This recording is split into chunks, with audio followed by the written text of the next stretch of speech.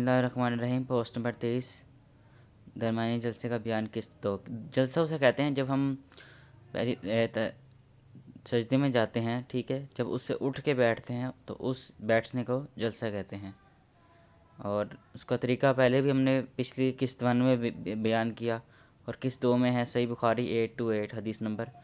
آپ صلی اللہ علیہ وسلم کا یہ معمول تھا کہ آپ اپنا دایاں پاؤں کھڑا کر لیتے، تو آپ سجدوں میں جو ہیں اپنے دایاں پاؤں کھڑا کریں گے اور ایڑیوں کو ملائیں گے۔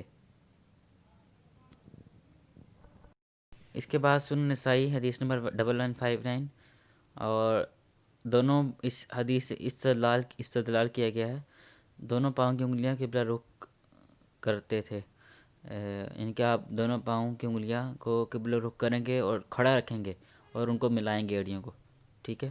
اور اس کی جو جلسے کی جو تقریباً برابر ہوتی تھی، یعنی کہ جو رکوع اور سجدے کے درمیان بیٹھنے کی ان کی جتنی دیر رسول اللہ علیہ وسلم رکوع کرتے تھے، سجدہ کرتے تھے، اور اتنی دیر جلسہ درمیان میں بیٹھتے تھے، 2 سجدوں کے درمیان، تو وہ تقریباً برابر ہوتی تھی، ٹھیک ہے۔